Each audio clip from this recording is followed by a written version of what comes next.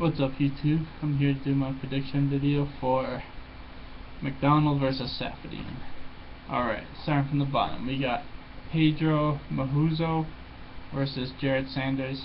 I think Mahuzo, he looked really good in his last fight. Jared Sanders, I think he got knocked out.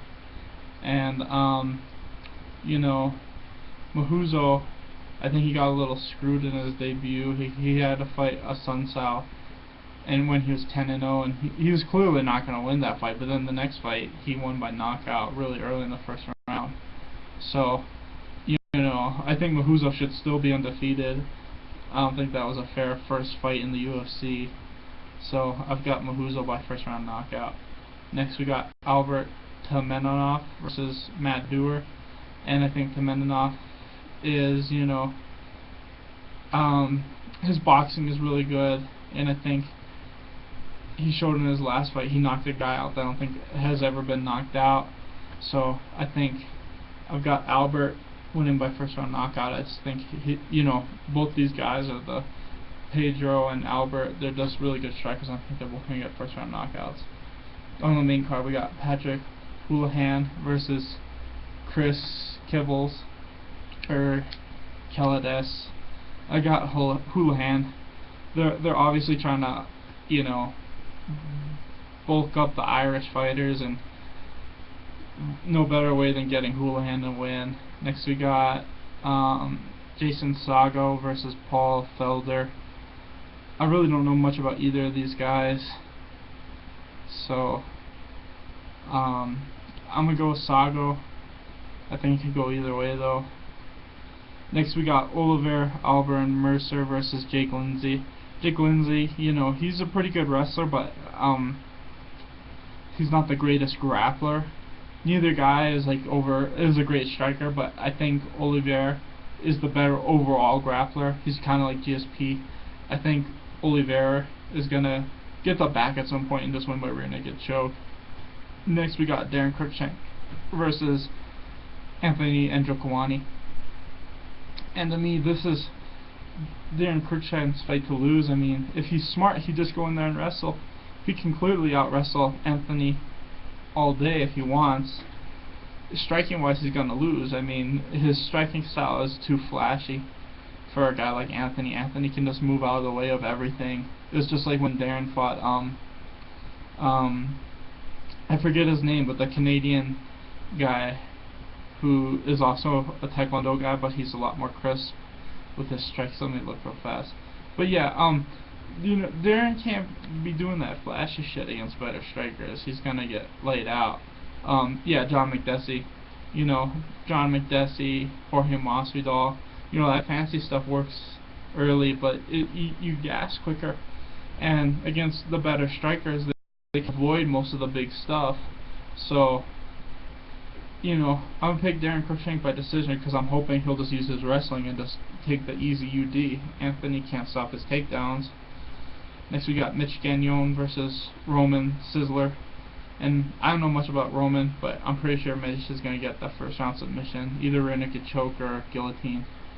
Next we got Norman Tebel versus Li Jilping. And Li is one of these Chinese guys they're trying to bring up, but the Chinese fighters, they're not very good. They just aren't. I mean, they're not going to beat the higher levels of guys in the UFC. The only reason they have wins is because they're getting fed the really low-level dudes, and now Lee's fighting like a mid-tier guy, and I think Norman is going to just pick him apart. He's either going to win by decision or late TKO. So I'm picking, like I said, Norman, late TKO or decision. Next we got Elias Theodorou versus Bruno Santos, and to me all Elias has to do is keep busy, and Bruno's will gas.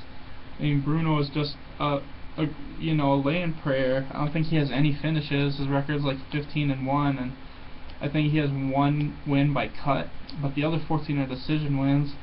All Theodorou has to do is keep busy, make this guy work, and he'll get the late finish. So I'm gonna pick Elias by late TKO. Next we got Chad Larpsey versus Yancy Sinedu. Oh, and if you didn't know, Theodorou and Larpsey were the winners of the Tough Nations. They're both from Canada, and I think this card's in Canada. Yeah, it is. And and I think Larpsy's gonna win by decision. I think they're both kind of karate fighters, but I feel like they're trying to build up their tough winners. Elias and Chad are both undefeated, and I think they're gonna stay undefeated. I just think Theodore's gonna get a TKO, and Larpsy's probably gonna win by decision because Senendo is a really good karate guy, so I don't think he's gonna get knocked out, but I think he'll lose a decision.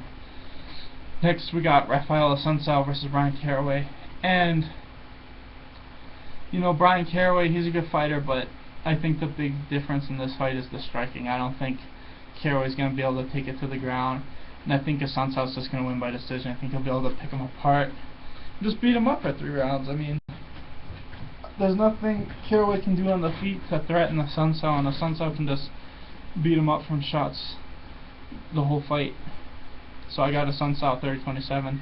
Next, main event, Roy MacDonald versus Tarek Saffiedine. And a lot of people are picking MacDonald, and I'm not. I'm picking Saffiedine. Why? Because MacDonald gasses. He gasses hard. I haven't seen MacDonald look good in a 3rd round where he had to fight the whole fight. I think Tarek Saffiedine, every fight I've seen him in, he can fight 5 rounds hard. Rory, if he has to fight hard for more than 2, he starts dying out.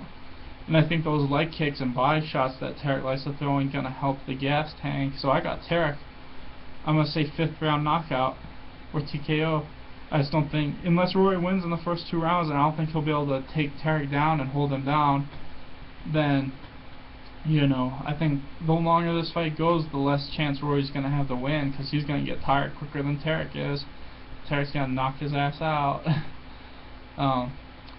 That's all there is. Thanks for watching, guys. Please like and subscribe.